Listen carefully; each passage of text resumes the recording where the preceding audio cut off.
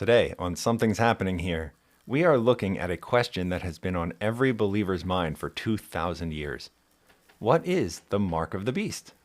Is it the vaccine mandate from last year? Is it Bitcoin or other digital currency? Is it something else entirely?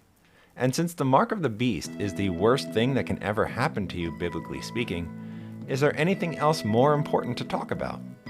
All this week, we will be exploring this topic from a number of different angles, and we hope that every one of us is closer to Jesus Christ and more confident in our faith when we're done. Welcome to Something's Happening Here. I'm Steve Hicks. Welcome, everybody. Thanks for joining us. If you're watching this as we broadcast it, then today is Monday, and we are starting a new week together. This is the last week of January, first week of February 2023. And I hope you agree with me that we have a really exciting topic for this week, the mark of the beast. And probably if you are a Christian believer of any flavor for any amount of time, you have heard this phrase, and you probably have some sense of what it means inside your head already. So this is totally fine, but let me tell you a story, okay? I think that I've told you in the past that I am a working pastor, and I have been so for many years. And when the pandemic happened in 2020, I heard more of my people and more of people who are not my members, just in the kind of world, in the way that we were talking about this. I heard that phrase, mark of the beast, more times just in a few months in 2020 than I probably have in the entire rest of my career all put together. It's something about that kind of scary, intense environment of like mid to late 2020 that just panicked everybody. Sound familiar? Was that you? I mean, I think that was all of us to some degree, to some extent. So yeah, I had to preach a number of sermons about what is the mark of the beast, what is not the mark of the beast. Should we be afraid? Should we not be afraid? How do we find Jesus in all of this? And my takeaway from that, the big thing that I walked away with is that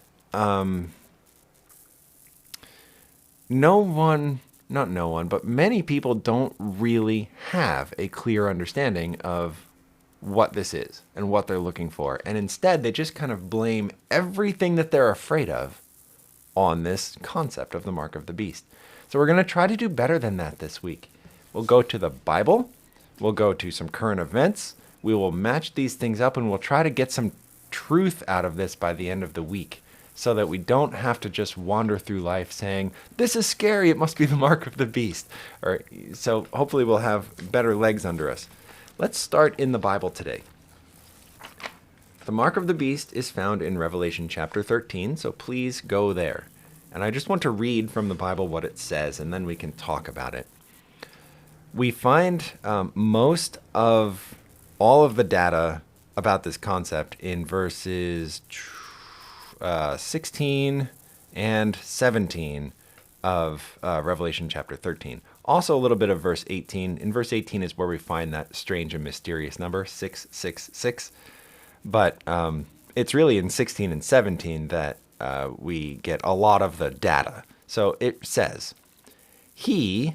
talking about the beast that rises from the earth, whom we have actually talked about on this program in weeks past. But he causes all, both small and great, rich and poor, free and slave, to receive a mark on their right hand or on their foreheads, and that no one may buy or sell except one who has the mark, or the name of the beast, or the number of his name. Okay, so from just these verses, and again, we're not going to pick them all apart today. I'm just kind of setting this up for us going forward. But we see from these verses, the mark, whatever it is forced upon everybody.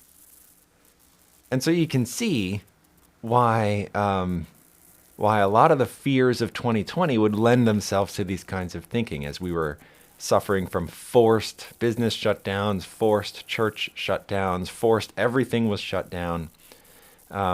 Even in the days before there was a vaccine, there was still concern about vaccine mandates and what would that mean. And And so when the government is forcing you into things, you can easily see how people's minds go to Revelation chapter 13. And there's an economic component of it as well. In verse 17, it says, if you don't have the mark, your money is worthless. You cannot buy, you cannot sell. And so people, when they process through this information, they look for ways to fulfill it. And so we're going to turn our attention to an article here. This is an old article, a year and a half or so, from September 26th of 2021. This was when we were all in the heat of the vaccine mandate kind of mania. And this article is from USA Today. The headline is, some say COVID-19 vaccine is the mark of the beast. Is there a connection to the Bible? So this one speaks directly to what we're talking about here. It's something we're scared about, and we are applying it to this scary passage in the Bible. Jumping down a little ways into the article to the section subtitled, What Do Religious Leaders Say? I'm going to read these two paragraphs. Harvest Christian Fellowship pastor, and then I'm not going to say his name because I'm not here to slander anybody here. But this person says COVID-19 vaccines are not the mark of the beast, but many Christians believe that they are, thinking the world is in what the Bible calls the last days. And then this man goes on to say, the Bible speaks of someone identified as the Antichrist, and he will require people to have a mark that people will receive to buy and sell. The COVID-19 vaccine or any vaccines have nothing to do with any of this. So let's pause there. I mean, obviously the article is much longer and it should be available for you on the platform where you're watching this, so you can read through it yourself if you want to. But what we're getting from this is that to some degree this pastor is correct. He is telling us that this mark, whatever it is something that you must have in order to buy and sell. But then and that's true. I mean, we just read that from the Bible. But he goes on to say that this particular vaccine, nor any vaccine, could fulfill that. Now, I actually agree with that conclusion. I do not believe that the COVID vaccine or any vaccine is the mark of the beast. But why is this pastor saying that? Couldn't the response to this easily be, but the vaccines did control whether we could buy or sell, didn't they? Especially if you were in a big city like New York. New York really went kind of around the bend on this. The vaccine passport issue, where you don't get to go to a Broadway show, you don't get to go to a restaurant, you don't get to participate in normal societal functions unless you show your paperwork or your kind of medical records and say, no, I did this thing. So yeah, I think that's actually a really bad explanation, is to just dismiss the vaccines because they have nothing to do with buying and selling. Reality proved this brother wrong here. The vaccines very much did have an impact on whether or not we could buy or sell. But actually, there's another detail in this little description that I want to call out as well, because he says the Bible speaks of someone identified as the Antichrist. Go to Revelation chapter 13. Find me one instance of that word, Antichrist, being used in Revelation 13. It's all right, I'll wait. In fact, I'll even up the ante. If you can find me the word Antichrist in Revelation 13, I will pay you $10,000. All right, it's not there, is it? No. And so when we are piecing together ideas that are not actually in the scripture and then calling it scripture, I think that's really dishonest. And while it is true that the first of the two beasts in Revelation 13 are commonly referred to as the Antichrist, again, that's not a scriptural thing. In fact, in the little books of John, toward the end of the Bible, I think it's in 2 John, we get the idea that there are many antichrists, right? It's a plural word there. And so we have to be really careful how we use that word. In any case, there are other stabs at what could be this mark of the beast. And here is an article about Bitcoin. It's from bitcoin.com, actually. And there's a lot of... See, the article is called Bitcoin's Relationship with Mark of the Beast Theories. And the article goes on to kind of walk our way through this. There's a whole section called The Mark of the Beast. And it says this: the mark of the beast comes from a story in the Bible's New Testament in the book of Revelations. And I hate that. It's not Revelations, plural. It's Revelation, singular. There is one revelation of Jesus Christ. But nonetheless, the book of Revelation, chapter 13, in that section, particularly verse 17, it says that people on earth will have to get a mark on their bodies in order to purchase living necessities. The mark is forced upon everyone, from the great, the small, the poor, and the rich. Now, because society is gravitating toward a cashless society, some curious characters believe Bitcoin will be the notorious mark.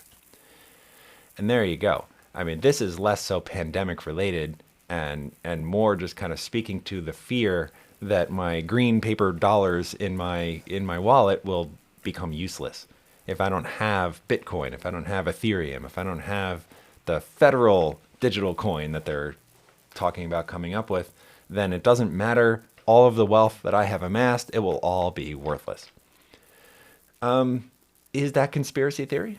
Or is it something to actually consider? Well, you may remember that Canada itself actually weaponized the currency against protesters it didn't like. From February of 2022, so just about 1 year ago, we see this article from bbc.com. Justin Trudeau vows to freeze anti-mandate protesters' bank accounts. And then that's exactly what happened. We don't even need to go through this article because it was, hopefully we all remember, that's precisely what happened.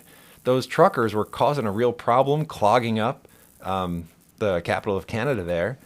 And the government of Canada responded with violence, with a number of ways, and one of the ways is they froze the bank accounts of the protesters. So we're seeing that governments increasingly have the ability to do this, and how much more so will they have that ability if all of the currency is digital? Now, I'm just kind of elaborating on why people have these fears, but I'm going to tell you from the beginning, I don't think the mark of the beast is a vaccine. I don't think it's a digital coin. I don't think it has anything to do with these particular current events. And when you keep coming back every day for the rest of the week, you will see why. We will talk about not only what I don't think it is, but what the Bible shows us that it really is as well. And so with that, I'm going to kind of just conclude this today by appealing to your reason and not appealing to your fear. Okay? We live in a fraught time in history right now. We're coming off of a, once a century pandemic. Hopefully it's once a century, and not more. But we've all had our blood pressure up, and we've all had our kind of like panic button depressed for a number of years now. And I'm just here to say, let's let cooler heads prevail, because the Bible actually is pretty clear on this issue if we take the time and do the work of figuring out what the symbols mean and learning what God has to say. So come on back, okay? This is my invitation for you to keep joining us. And to do that, you have to be subscribed. So if you're on Facebook right now, that means to like the page, which will make you a follower of the page, and then change your notification settings to be alerted when we publish a video. And you've got instructions for that on the page somewhere. On YouTube, you have to subscribe to the channel and also hit your notification bell. And if you're watching on talkingdonkeyinternational.org, then go to the podcast page and bookmark it. And also, just so you're aware, this is still in the building process, but we're working on having a presence on rumble.com as well. So shortly, you'll be able to check us out there. And we are also building what will hopefully become a premium content subscription place for you to go as well to get more than we are able to publish each day on Facebook. So lots of exciting stuff happening. So be sure to come back tomorrow for more of Something's Happening Here. I'm Steve Hicks, and may God bless you.